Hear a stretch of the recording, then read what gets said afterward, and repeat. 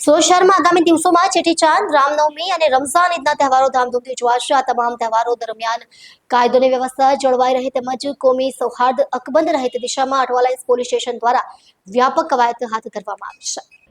સુરત શહેરમાં આગામી દિવસોમાં ચેટીચાંદ, રામનવમી અને રમઝાન ઈદના તહેવારો ઉપરાંત મુસ્લિમ સમાજનો પવિત્ર રમઝાન માસ ચાલી રહ્યો છે। આ તહેવારો દરમિયાન કોમી એકતા જળવાઈ રહે અને કોઈ અનિચ્છનીય બનાવ ન બને તે માટે પોલીસ કમિશનર અનુપમસિંહ ગહેલોતના માર્ગદર્શન હેઠળ વિશેષ તકેદારીના ભાગરૂપે અઠવાલાઇન્સ પોલીસ દ્વારા આજે સાંજે ફૂટ પેટ્રોલિંગ હાથ ધરવામાં આવ્યું હતું। વિસ્તારમાં આવેલા મંદિરો, મસ્જિદો અને સુરતની સૌથી મોટી હજરત ખ્વાજાદાના દરગાહ સહિતના સંવેદનશીલ સ્થળોની મુલાકાત લઈ સુરક્ષા વ્યવસ્થા પારદર્શક રાખવામાં આવી હતી। અધિક police commissioner sector 2 Mahendra Bagadiya અને ડીસીપી ડોક્ટર નિધિ ઠાકુરના માર્ગદર્શન હેઠળ પીઆઈ IM હુદ્દડ અને તેમની ટીમે Sagar hotel, new Khwajadana road, Momnawad, Sagrampura, Hindu garden colony સહિતના વિસ્તારોમાં પેટ્રોલિંગ કરી લોકોને શાંતિ જાળવવા અપીલ કરી હતી।